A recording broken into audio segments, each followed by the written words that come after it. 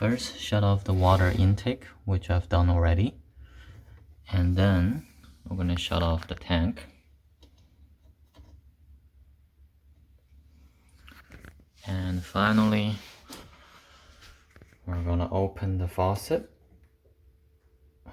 to relieve any pressure, and there wasn't any. I left some slacks in the lines when I installed it, so it's easy to take it outside for maintenance. First, I'm going to replace this post PAC filter, and I'm going to use the flathead screwdriver to help remove this clip. The push fitting came off very easy. I just had to push this little piece in and then pull on the tube. I would say the water that came out was not much, probably 2 paper towels should be enough. I had some things ready and it was more than enough.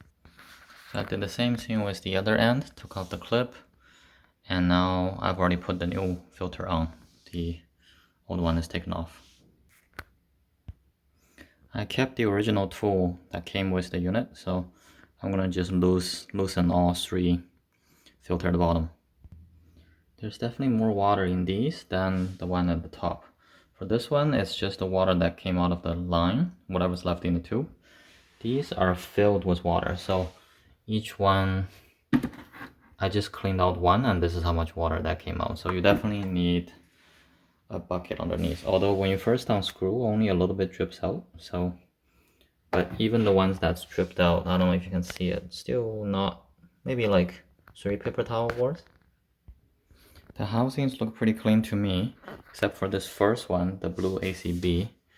I'm just gonna clean it up with a brush. Then I just drop in the new filters.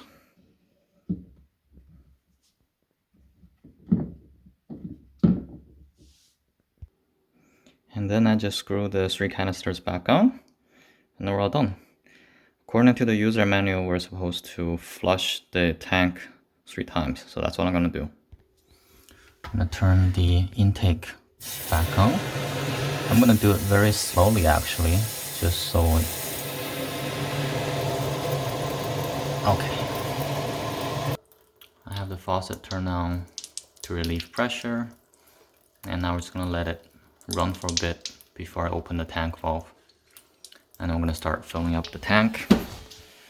Once we fill up the tank, we're gonna just empty it and then do that 3 times. That's it.